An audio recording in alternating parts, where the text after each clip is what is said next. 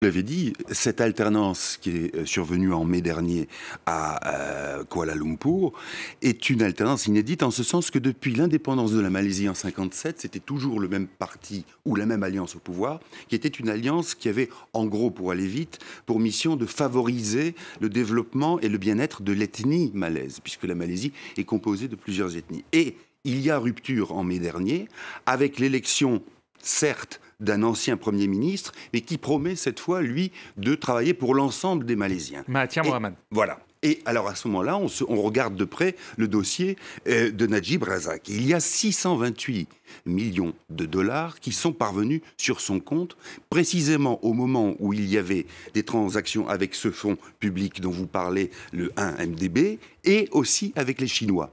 Et c'est ça qui double la mise, si j'ose dire, c'est qu'il y a à la fois l'accusation de corruption, mais je dirais malheureusement la Malaisie y est accoutumée, mais en plus éventuellement une accusation de trahison sous-jacente, dans la mesure où Najib Razak aurait favorisé des taux d'intérêt extrêmement favorables à la Chine pour la construction d'un certain nombre d'infrastructures, et donc défavorables pour la Malaisie, et que dans cette marge-là, il y avait peut-être une marge de profit personnel. Voilà où on en est, c'est-à-dire que la chose... Est-ce que Razak est une victime expiatoire? Peut-être pas, mais en tout cas, la justice malaisienne se permet, alors que dans le passé, elle a classé plusieurs affaires sans suite. Elle se permet ce coup-ci de dire on va bien voir, mais on va aller jusqu'au bout en ce qui concerne ce dossier. Qu'est-ce qu'on peut néanmoins espérer au moins de cette arrestation au niveau du climat, des affaires et notamment de l'éthique en Malaisie? Oui, ce qui est important, c'est de se dire que, pour une fois, justement... si vous voulez, l'argument qui consiste à dire implicitement jusqu'à présent en Malaisie, on ne touche pas à ceux qui défendent les Malais, ceux qui défendent l'ethnie malaise.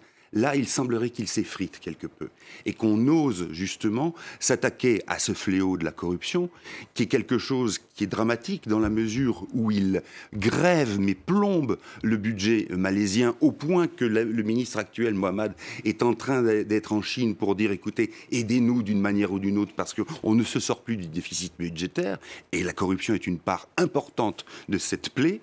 Donc, il y a peut-être un espoir là-dessus, à la fois justement sur la prise de conscience de la bonne santé, de ce que peut être la bonne santé d'une gouvernance, et en même temps sur le fait que le tabou de s'attaquer à quelqu'un qui a toujours mis en avant sa défense des Malais, eh bien c'est quelque chose qui est important aussi parce que ça rompt peut-être un équilibre fossilisé, mais ça en crée des nouveaux.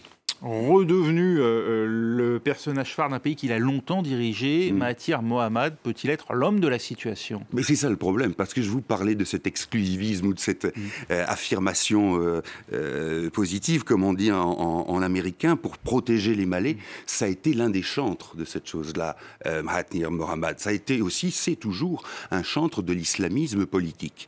Donc, il a perçu l'opportunité de se retourner contre Razak et d'obtenir la victoire. Maintenant, est-ce que c'est quelqu'un qui va faire avancer la société malaise? Est-ce qu'il va continuer dans la tentative de remettre tout le monde finalement sur un pied d'égalité? C'est pas certain. Et puis derrière, encore une fois, je vous le dis, il y a l'islamisme politique. Ça n'est pas gagné, même si encore une fois, le tabou, encore une fois, qui a été brisé en poursuivant Razak est quelque chose qui est capital dans l'histoire de la Malaisie. Merci Gauthier Rybinski. Voilà ce qu'on pouvait dire de la situation et donc de la